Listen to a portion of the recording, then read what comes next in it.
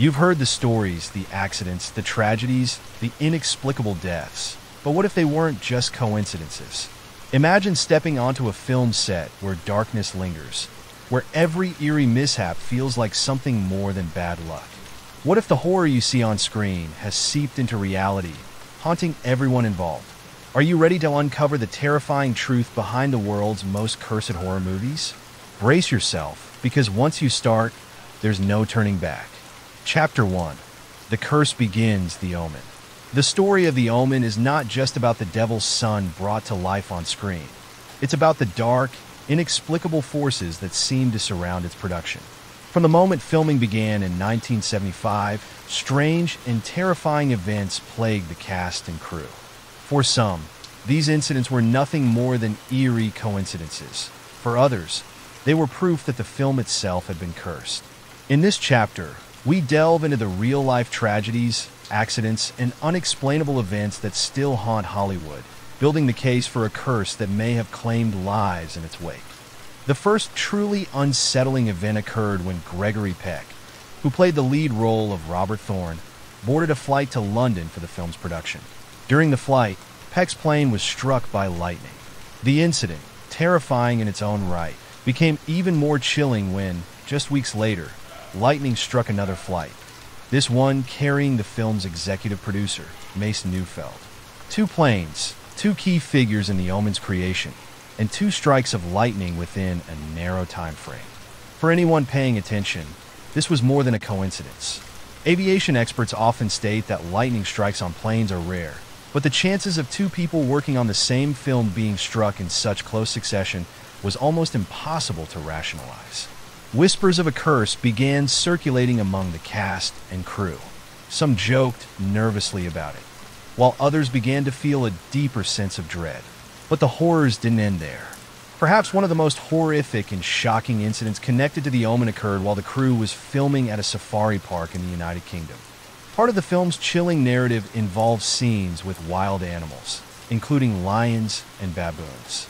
As fate would have it, the scene involving the baboons went off without a hitch until the next day. After filming had wrapped, one of the park's zookeepers, who had worked closely with the crew, was mauled to death by a lion. The attack was sudden and brutal, leaving no time for rescue. Those on set who had grown close to the zookeeper were deeply shaken. The idea that the film's dark subject matter had bled into real life became even harder to ignore. The lion, often associated in lore with strength and ferocity, became yet another symbol of something far more sinister. The mauling wasn't just an accident. It was perceived as an omen, a horrifying echo of the film's theme, where forces of evil unleashed suffering upon the innocent. Shortly after filming began, tragedy struck Gregory Peck's personal life. His son, Jonathan Peck, tragically took his own life. This devastating loss haunted Peck throughout the production, and many began to wonder if there was a connection between the film's dark themes and the personal tragedies befalling its key figures. And then came the car crash that seemed ripped from the pages of a horror script. John Richardson, the film's special effects artist, was driving through the Netherlands after production had wrapped. Richardson was responsible for creating many of the film's most horrifying effects, including the infamous decapitation scene. In a cruel twist of fate, Richardson was involved in a gruesome car accident that killed his assistant, Liz Moore. The crash eerily mirrored the decapitation scene he had crafted for the film. As if that weren't disturbing enough, Richardson reported seeing a road sign near the crash site that pointed to the town of Amen, which happened to be 66.6 kilometers away. The symbolism wasn't lost on him, or the crew who learned of the tragedy. This bizarre detail, combined with the gruesome nature of the accident, cemented the belief that dark forces were at play, punishing those involved in the film. In the months following these incidents, more stories of strange accidents and eerie occurrences continued to emerge. The stuntman hired to perform the film's iconic dog attack scene was severely injured when the dog used in the stunt attacked him with a ferocity that couldn't be explained. The scene was supposed to be controlled, the dog trained to stop before causing harm. Yet the animal continued its assault long after the cameras stopped rolling, mauling the stuntman so badly that he required extensive medical treatment. Another disturbing incident involved the film's director, Richard Donner. On the morning of filming a scene in which a building is destroyed in the film, Donner's hotel was bombed by the Irish Republican Army. He narrowly escaped with his life. The timing of this event, so close to a pivotal scene of destruction in the movie, only added to the aura of unease surrounding the production. Throughout filming, those working on the movie reported a pervasive sense of dread on set. It wasn't just the accidents or the dark subject matter. It was something deeper, an unshakable feeling that they were tampering with forces beyond their control. Even seasoned professionals who had worked on horror films before described an atmosphere of tension, as though the film's narrative of demonic influence had crossed the boundary from fiction into reality. As The Omen neared its release, the media began picking up on the strange string of tragedies and accidents. The film's reputation as cursed added an extra layer of fear for those who watched it, already terrified by its portrayal of the Antichrist. The movie's chilling narrative and the real-life horrors that occurred during its creation became inextricably linked. For Hollywood, the legacy of The Omen's curse echoed throughout the industry. It wasn't the first film to be labeled as cursed, but it became one of the most famous, particularly because of the very real lives affected by its production. In later years, films like Poltergeist and The Exorcist would also earn reputations for being plagued by strange occurrences and tragic events, but The Omen stands out for the sheer number of incidents that seem to follow anyone connected to the project. Even today, those who worked on The Omen speak of the film with reverence and caution. While many of the key players have passed away, the stories they left behind endure, testimonies of a film that seemed to bring darkness wherever it went. Was The Omen truly cursed? Or were these events merely a series of tragic coincidences? For those who experienced the tragedies firsthand, it felt like far more than bad luck. Whether it was the wrath of forces beyond comprehension or a string of fatal accidents, the fact remains. The Omen is haunted by its own legacy of horror, one that transcends the screen and reaches into the real world. To this day, the stories of The Omen's curse send shivers down the spine of anyone who dares to dig too deep into its history. Perhaps, like the film's chilling message, some things are better left unexplored. Chapter 2: Poltergeist, the Haunted Trilogy. When Poltergeist premiered in 1982, it captivated audiences with its haunting portrayal of a suburban family terrorized by malevolent spirits. The film, with its now iconic line, "They're here," left an indelible mark on the horror genre. But as the franchise grew in popularity, so did the dark rumors surrounding its production, a chilling belief that the Poltergeist films were cursed. With a series of shocking tragedies, unexplained deaths, and eerie coincidences, Poltergeist became more than just a horror movie. It became a real-life nightmare for those involved. The first sign that something sinister might be attached to Poltergeist came soon after the release of the first film. Dominique Dunne, who played the role of the eldest daughter Dana Freeling, met a tragic and violent end just months after the film's premiere. In November 1982, Dunne was brutally attacked by her ex-boyfriend, John Sweeney, outside her West Hollywood home. After an argument escalated, Sweeney strangled Dunne, leaving her in a coma from which she would never awaken. 5 days later, on November 4th, 1982, Dominique Dunne was pronounced dead at just 22 years old. The horror community was shocked by the sudden, violent death of a young actress whose career was just beginning to take off. Dunne's murder sent ripples through Hollywood, and for those connected to Poltergeist, it felt as though the dark forces portrayed in the film were seeping into reality. Was this the first sign of a curse that would claim more lives? Or was it simply an unfortunate tragedy? Perhaps the most disturbing and heartbreaking incident tied to the Poltergeist curse is the untimely death of Heather O'Rourke, the young actress who played the role of Carol and Freeling, the little girl who becomes the focus of the spirit's attention in the franchise. O'Rourke's performance, with her angelic face and innocent voice, became synonymous with the terrifying premise of the Poltergeist films. During the filming of Poltergeist 3 in 1987, O'Rourke fell seriously ill. Misdiagnosed with Crohn's disease, her condition worsened. In early 1988, while filming was still underway, O'Rourke suffered a cardiac arrest caused by septic shock brought on by an undiagnosed intestinal blockage. Despite emergency surgery, she died on February 1st, 1988, at the tender age of 12. O'Rourke's death sent shockwaves through Hollywood and the horror genre.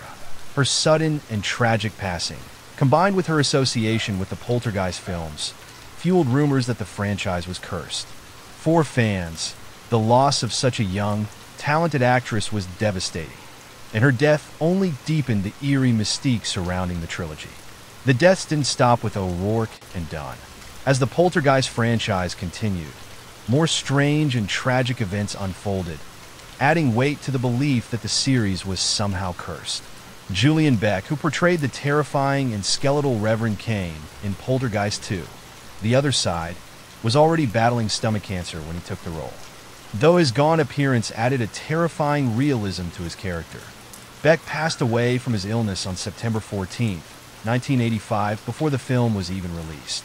His death, while not unexpected, was nonetheless seen by some as part of the growing dark cloud over the Poltergeist series. Then came the death of Will Sampson, the Native American actor who played the role of Taylor, a shamanic figure who helps the Freeling family fight off the evil spirits in Poltergeist 2. Sampson was known for his deep spiritual beliefs, and it was rumored that he had performed an exorcism on the set of the film to rid it of any negative energy. Despite his efforts, Sampson died in 1987 from complications following a heart and lung transplant at the age of 53. Both Beck and Sampson's deaths were seen by some as further evidence of the Poltergeist curse.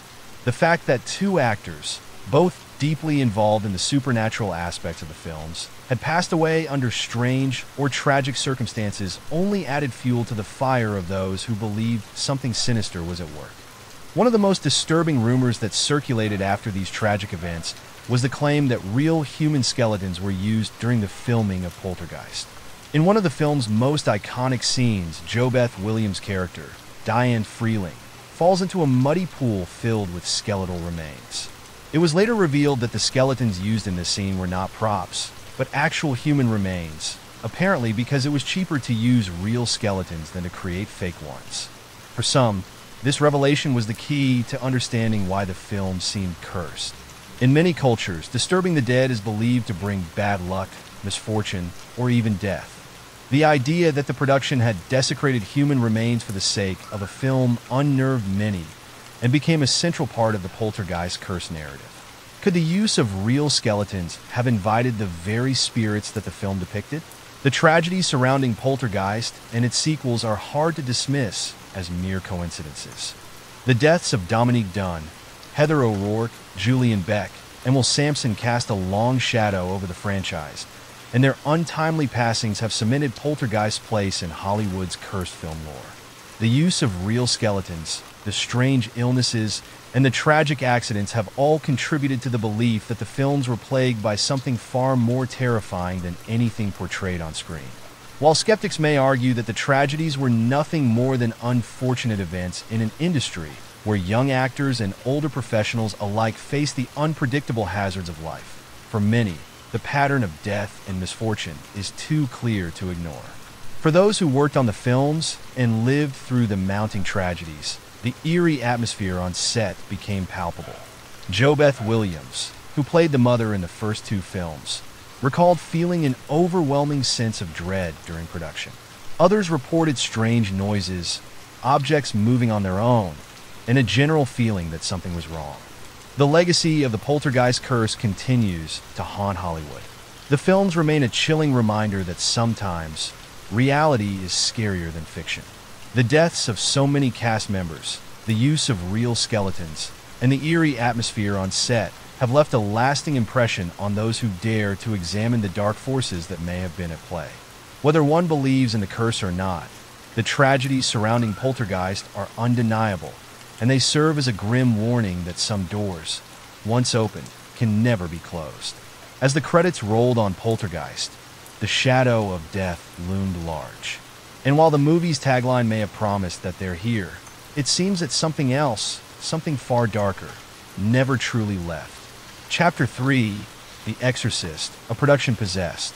Few films have managed to capture the essence of terror as deeply as The Exorcist.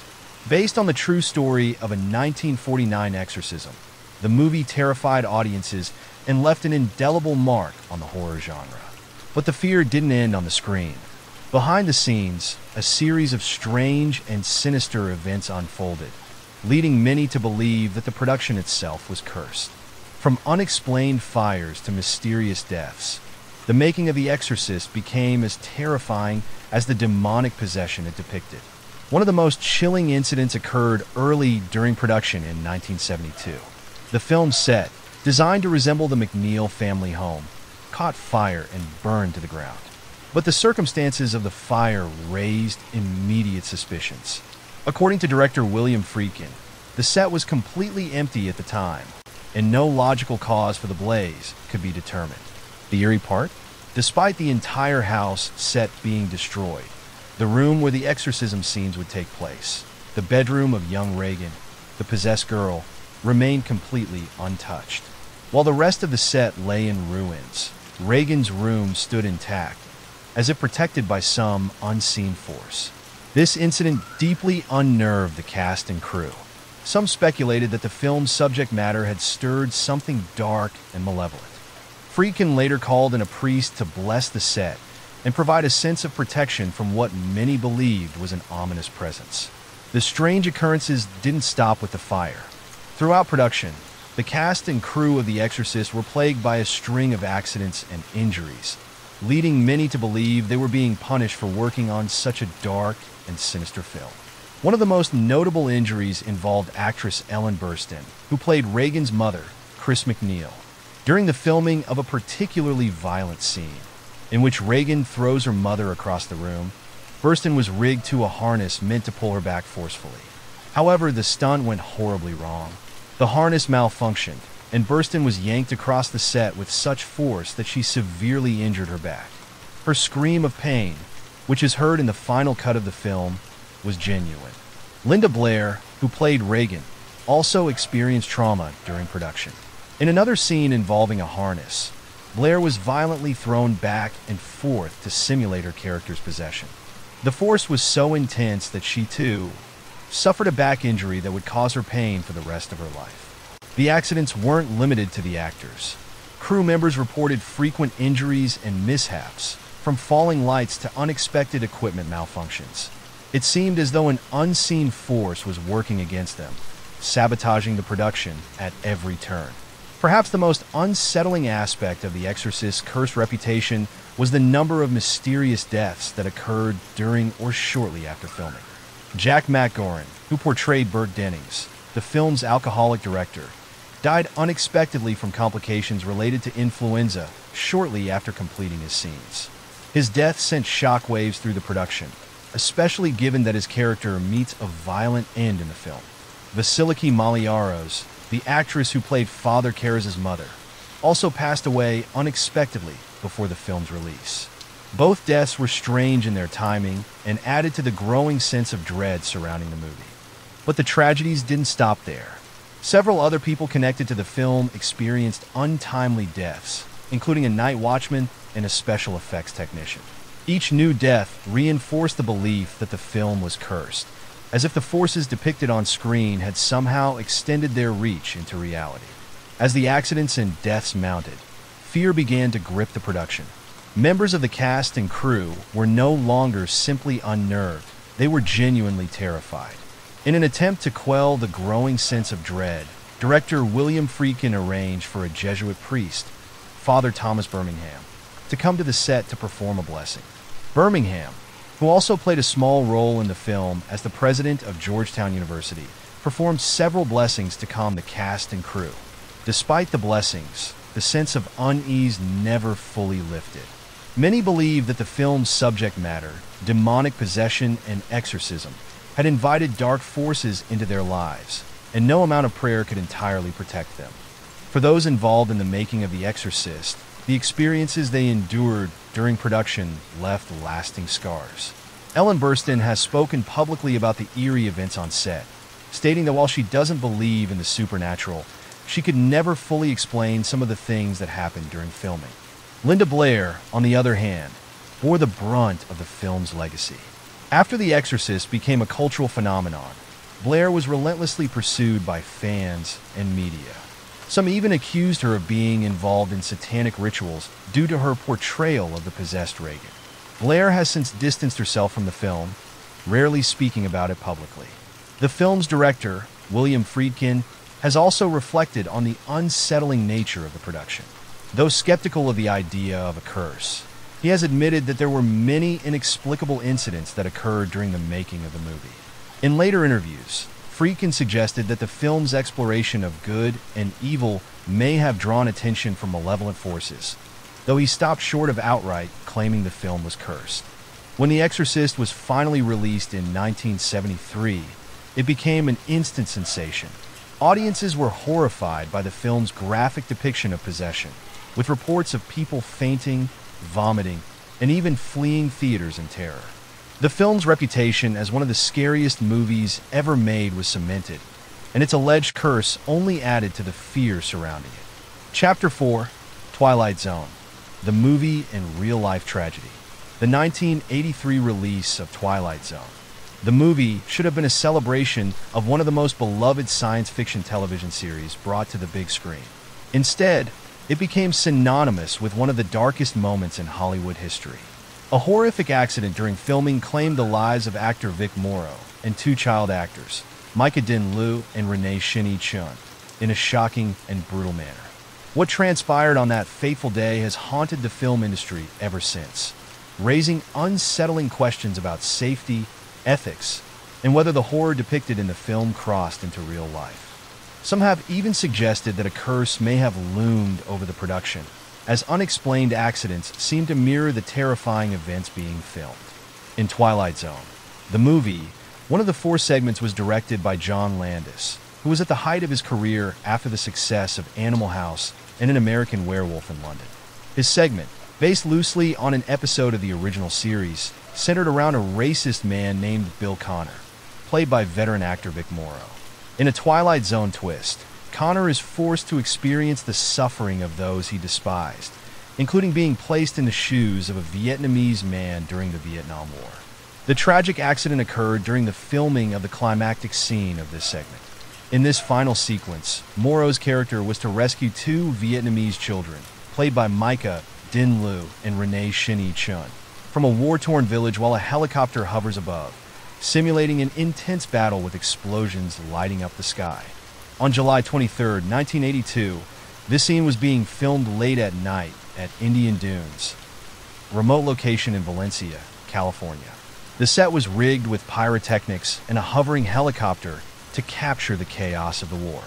However, what should have been another take in a controlled environment quickly spiraled into catastrophe. As the helicopter hovered above Morrow and the 2 children, a series of explosions were detonated to simulate the chaos of the battle. But one of the explosions misfired, damaging the helicopter's tail rotor.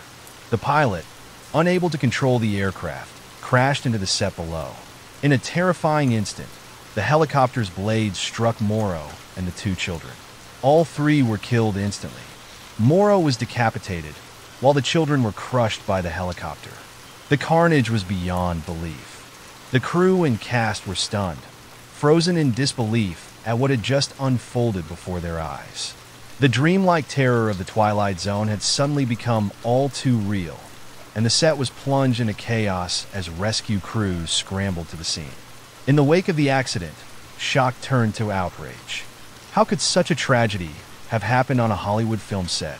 Accusations flew, and the blame quickly landed on director John Landis, producer Steven Spielberg, and others involved in the production. The use of child actors in the middle of the night during such a dangerous stunt raised significant legal and moral questions. California's child labor laws had been circumvented, and the parents of the children later testified that they had been kept in the dark about the dangers their children would face. A lengthy legal battle ensued, with Landis, along with 4 other crew members, being charged with involuntary manslaughter. The trial lasted nearly a decade, and though Landis and the others were eventually acquitted in 1987, the public and industry outrage was palpable. The deaths of Vic Morrow, Micah Din Liu, and Renee Shinnie Chun left an indelible stain on Landis's career and shook Hollywood to its core. The courtroom was a battleground for differing narratives. Landis maintained that the accident was unforeseeable a tragic convergence of factors beyond his control. But critics argued that the production had been reckless, pushing the boundaries of safety in the pursuit of cinematic spectacle. The image of Morrow, a seasoned actor, running through the water, clutching two children in his arms just moments before the crash, became a haunting symbol of a tragedy that should have been prevented. The horrific deaths of Morrow and the two children became a haunting backdrop to the film's release. Many within the industry began to whisper about a curse surrounding the movie.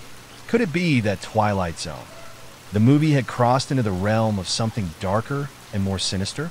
The original series had often dealt with themes of fate, consequence, and the unknown, and some felt the tragedy on set was an eerie reflection of those very themes playing out in real life. These whispers were further fueled by other accidents that took place during production. Actor Vic Morrow himself had expressed anxiety before filming began, reportedly taking out a large life insurance policy before agreeing to the dangerous stunt sequences. His premonition, as some saw it, only deepened the sense that something eerie was at play. It was as if the script had reached beyond fiction, pulling the cast and crew into their own Twilight Zone nightmare. The horror of the accident cast a shadow over the entire film. When Twilight Zone, the movie, was released in June 1983, audiences couldn't shake the knowledge of what had transpired during its making. Though the film itself was a creative homage to the original series, it would forever be tainted by the tragic loss of life.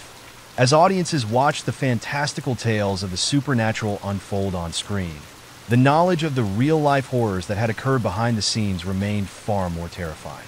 The legacy of the Twilight Zone helicopter crash extends beyond the deaths and legal battles.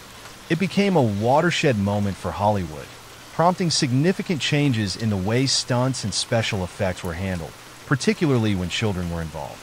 The incident forced the industry to confront its own negligence, leading to stricter regulations and safety protocols to prevent such a tragedy from happening again. But for many, the specter of that fateful day lingers. The Twilight Zone helicopter crash stands as a grim reminder of the inherent dangers of filmmaking when safety is sacrificed for spectacle. For some, it's also a chilling reflection of the unpredictable and sometimes malevolent forces that can arise when playing too closely with themes of horror and death. Chapter 5: The Conjuring Universe. Real-life paranormal backlash. The Conjuring series, which has captivated audiences since 2013, is based on real-life paranormal investigations conducted by Ed and Lorraine Warren, famed demonologists. While the films are terrifying in their own right, the production process was reportedly haunted by a series of inexplicable events that spooked cast and crew members alike.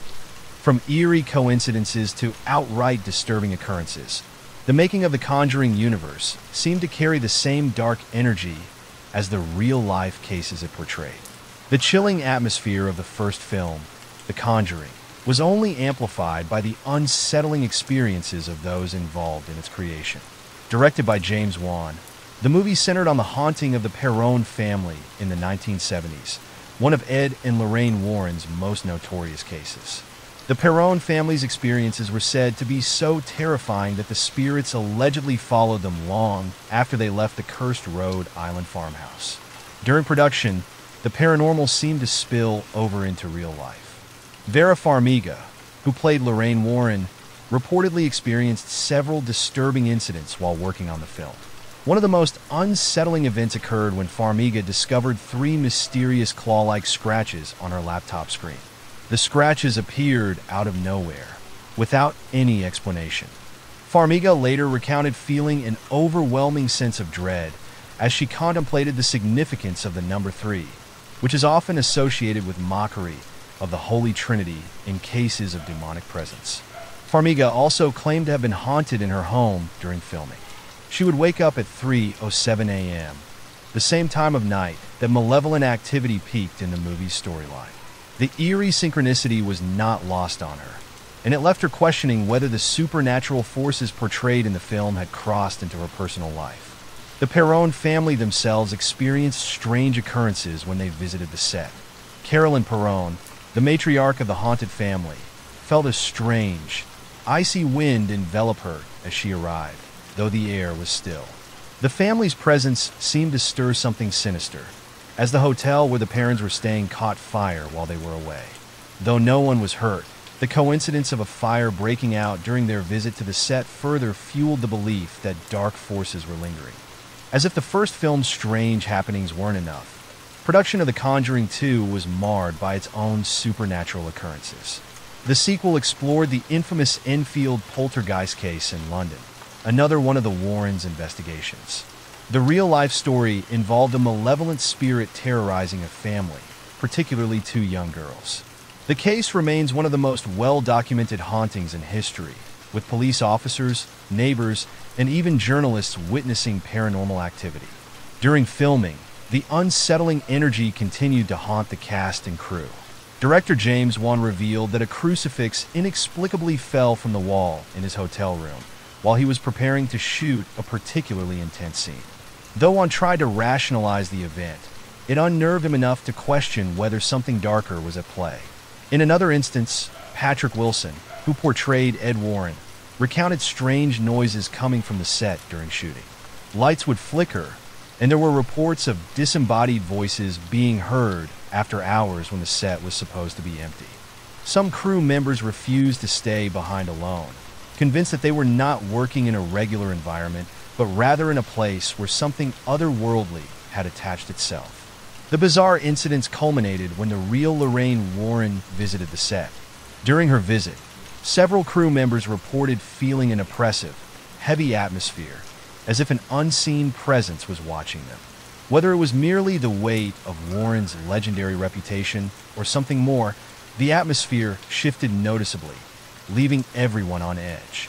The Nun, a spin-off from the Conjuring series, told the story of the demon Valak, which appeared as a terrifying nun in The Conjuring 2. The production of this film was overshadowed by even more eerie events. Filmed in an ancient Romanian castle, the set itself seemed to be steeped in a dark history, with local legends suggesting that the site had been cursed for centuries. The castle had been the scene of numerous violent incidents over the years, including executions and mysterious deaths. Several cast members reported feeling uncomfortable in the castle, particularly at night. Crew members claimed to have heard strange footsteps echoing through the empty corridors, despite no one else being around. Others felt sudden drops in temperature, even when the weather outside was warm. One of the most unsettling incidents involved a set of lights that repeatedly flickered and failed in one specific area of the castle. Technicians were unable to explain the electrical failures, and no matter how many times the lights were fixed, the same area remained plagued by technical difficulties. Some crew members refused to work in that part of the castle, convinced that something malevolent was lurking in the shadows. What made these eerie events all the more disturbing was the dark history of the real-life cases that the Conjuring films were based on. The Perron haunting, the Enfield poltergeist, and even the legend of Valak all carried with them a history of malevolent forces that had seemingly lingered long after the Warrens concluded their investigations. The Perron family haunting, in particular, was rife with tragedy. The parents had reported a litany of terrifying paranormal events, from objects moving on their own to physical attacks by unseen entities. Carolyn Perron claimed to have been possessed by the spirit of a woman who had cursed the land. The Warrens believed that the spirit was malevolent and was responsible for the unending terror the family endured. Similarly, the Enfield poltergeist case involved the prolonged torment of a single family by a spirit that seemed to grow more violent over time. Witnesses claimed to have seen furniture moving on its own, and the young girl at the center of the haunting was allegedly thrown across the room by an unseen force. Despite numerous investigations, skeptics and believers alike remain divided over the legitimacy of the case. The strange occurrences that haunted the production of the Conjuring universe left a lasting impression on the cast and crew. While skeptics dismissed the events as coincidences or the product of overactive imaginations, many involved in the films felt otherwise. The chilling atmosphere, unexplained accidents, and eerie synchronicities suggested to some that they were dealing with forces beyond their understanding. Chapter 6. The Crow. Death and the Brandon Lee tragedy The Crow was meant to be a dark, yet beautiful tale of vengeance, a a comic book adaptation brought to life by rising star Brandon Lee. However, its legacy was forever stained by one of the most chilling on-set tragedies in Hollywood history. Lee, the son of martial arts legend Bruce Lee, was killed during the filming of a scene involving a prop gun. The projectile that took his life was not meant to be there, leading to questions of negligence, and for some, more sinister theories of a curse. This chapter delves into the eerie chain of events leading up to Lee's death and the unsettling parallels to both the film's dark themes and his family's own tragic history. It was March 31st, 1993, a day etched into the annals of cinematic tragedy. On that fateful day, Brandon Lee was filming a scene in The Crow where his character, Eric Draven, is shot and killed by a gang member. The scene was meant to capture the brutal murder of Draven and his fiancée, a pivotal moment that propels his character's quest for revenge from beyond the grave. Tragically, life imitated art in the most horrifying way. The prop gun, a .44 Magnum revolver, had been improperly prepared. Earlier in filming, dummy cartridges were made by removing the gunpowder from real bullets, leaving the bullet in place for close-up shots. However, a mistake had been made. One of the cartridges had been fired, leaving the bullet lodged in the barrel. When a blank round, a bullet casing with a primer and gunpowder, but no projectile, was loaded into the same gun for the scene, it fired with enough force to propel the lodged bullet out of the barrel and straight into Lee's abdomen. Rushed to the hospital, Lee underwent hours of surgery, but the damage was too severe. He was pronounced dead later that day. The set was plunged into mourning, and an eerie silence fell over the production as the cast and crew struggled to come to terms with what had happened. The death of Brandon Lee felt particularly haunting given the tragic history of his family. His father, Bruce Lee, had also died under mysterious circumstances at the height of his career in 1973. Bruce Lee's death, officially ruled as an allergic reaction to painkillers, had long been the subject of speculation. Some believed it to be the result of a curse tied to the martial arts films he starred in, while others whispered about foul play or even supernatural forces. Brandon Lee's sudden and violent death seemed to echo his father's, adding fuel to the fire of those who believed the Lee family was cursed. The parallels were too striking for some to dismiss as coincidence. Both father and son were taken in the prime of their lives, just as they were poised to become global icons. The darkness surrounding The Crow only deepened these suspicions.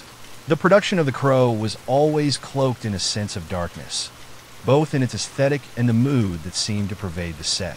The film, based on the graphic novel by James O'Barr, told the story of a man brought back from the dead to avenge the murder of his fiancée. Its themes of death, revenge, and the supernatural seemed to manifest in strange ways behind the scenes. Before Lee's tragic death, the film's production had already been marred by a series of bizarre accidents. A crew member was electrocuted while working on set, suffering severe burns. Another worker accidentally drove a screwdriver through his hand. Equipment mysteriously malfunctioned, and sets were destroyed by sudden storms, delaying filming. These incidents, while perhaps explainable as mere bad luck, created an unsettling atmosphere on set, as if a dark cloud was hanging over the production. Some crew members even reported feeling an oppressive energy during the shoot, particularly when filming scenes involving death and the afterlife. The eerie ambience of the movie, with its gothic sets and heavy themes, seemed to bleed into reality, leaving many on edge. Following Brandon Lee's death, investigations revealed multiple points of negligence in the handling of firearms on set. The gun responsible for his death should never have been loaded with a blank without first ensuring that the barrel was clear. The production had been cutting corners, reducing the budget for safety measures as the film neared completion. The prop master in charge of the firearms was not present that day, leaving less experienced crew members to handle the gun. These failures culminated in the deadly accident that claimed Lee's life. But for those who were already inclined to believe in curses or supernatural forces, these explanations were not enough. The parallels between The Crow's themes and Lee's real-life death were too eerie to ignore. Was it possible that the intense energy surrounding the film had invited something darker into the production? Could the film's exploration of life, death and vengeance have drawn in malevolent forces, as some suggested. The idea of cursed films has long been a part of Hollywood lore, with other productions like The Exorcist and Poltergeist experiencing their own inexplicable tragedies. In the case of The Crow, the convergence of its dark storyline, the strange accidents on set, and Lee's tragic death created a perfect storm of speculation. For those who believe in the power of curses, the evidence seemed compelling. However, for others, it was simply a case of negligence and a tragic accident born from carelessness. Despite the tragedy, The Crow was eventually completed and released in 1994, using digital effects and body doubles to finish Lee's remaining scenes. The film became a cult classic, its dark, gothic tone resonating with audiences who were already aware of the real-life horror that had unfolded during its production.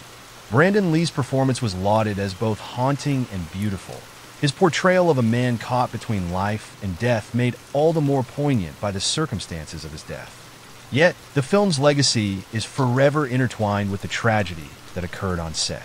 The specter of Brandon Lee's death continues to loom over The Crow, and it remains a cautionary tale about the dangers of pushing boundaries in the pursuit of cinematic art.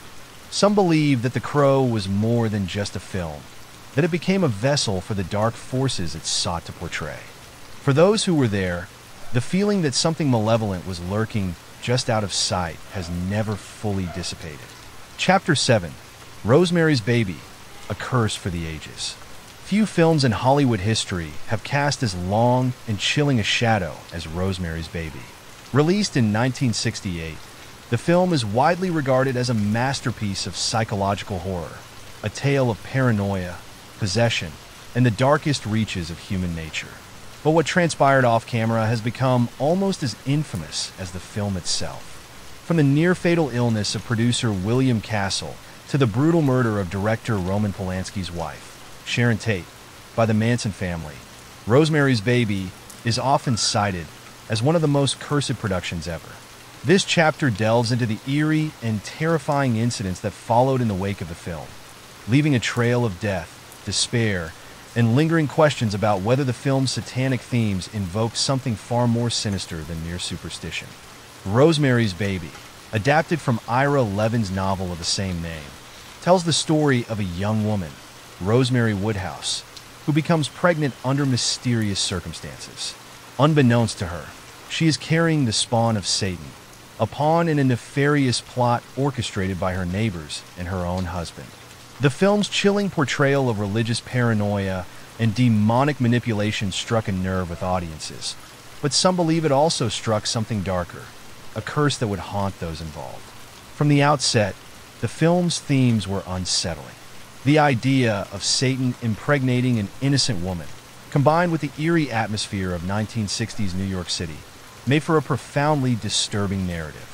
But what happened behind the scenes would blur the line between fiction and reality in ways that were impossible to ignore. The first victim of the Rosemary's Baby curse was its producer, William Castle. Castle, known for his work in horror films, had pushed for the project to be made, but soon after its release, his health took a terrifying turn. Castle developed severe kidney stones, and during his recovery, he was plagued by horrifying visions. He later recalled how he felt as if he were living in the world of Rosemary's Baby, consumed by fear and dread. At one point, he reportedly cried out, "Rosemary, for God's sake, drop the knife," a direct reference to the film's climactic scene. Though Castle survived his illness, he was never the same. The experience left him deeply shaken, convinced that the film had unleashed something dark and unexplainable. In his later years, Castle often reflected on the eerie coincidence of his illness, linking it to the film's satanic themes. While William Castle's illness was frightening, it was nothing compared to the horrors that befell Roman Polanski's wife, Sharon Tate. Just over a year after Rosemary's Baby was released, Tate, who was 8 months pregnant at the time, was brutally murdered by followers of Charles Manson in her home in Los Angeles. The details of the murder were shocking. Tate and 4 others were slaughtered in a grisly crime that sent shockwaves through Hollywood. What made the crime even more chilling were the connections that some drew between the Manson family and the themes of Rosemary's Baby. The film had centered on a satanic cult plotting to bring about the birth of the Antichrist. And here was Tate, pregnant and full of life, slain in a ritualistic fashion by a cult of her own. Manson's followers had carved the word pig into the door of the house, echoing the film's atmosphere of cult-like conspiracy. Adding to the horror, some pointed to the fact that Tate had once lived in the same building that housed Rosemary's Baby's fictional cursed apartment, the Dakota Building in New York City. While Tate's murder had no direct connection to the film's production, the eerie parallels between the movie's satanic plot and the real-life brutality of the Manson murders were too stark to dismiss. For Roman Polanski, the loss of his wife and unborn child was devastating, and many who knew him said he was never the same afterward. Though Polanski continued his filmmaking career, the shadow of Sharon Tate's murder followed him everywhere, an ever-present reminder of the tragedy. Some have speculated that Polanski's obsession with the dark themes of Rosemary's Baby contributed to his personal unraveling. In interviews years later, Polanski would express disbelief at how close the horrors of his film had come to his own life. The eerie parallels between Rosemary's Baby and the Manson family killings left many wondering if the film had somehow drawn the dark forces it depicted into reality. Polanski himself, though a skeptic by nature, could not completely shake the feeling that his work had played some role in the horrific events that followed. Even after the murders, the curse of Rosemary's Baby seemed to persist. In 1980, John Lennon was shot and killed outside the Dakota Building in New York, the very same building where Rosemary's Baby had been filmed. The Dakota had long been associated with eerie happenings, and Lennon's assassination only added to its dark reputation. Lennon had lived in the Dakota for years, and many saw his death as another link in the chain of tragedies connected to the film.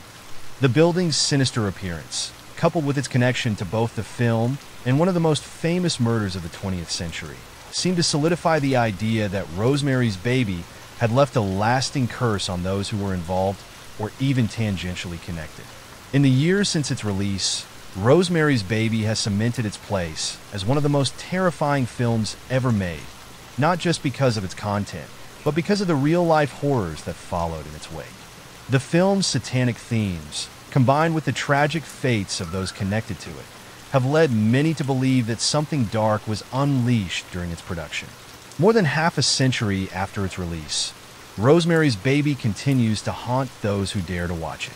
Its legacy is not just one of cinematic brilliance, but of dark, unexplainable tragedy. The eerie connections between the film's plot and the real-life horrors that befell those involved in its production have left a lasting impression on Hollywood and popular culture.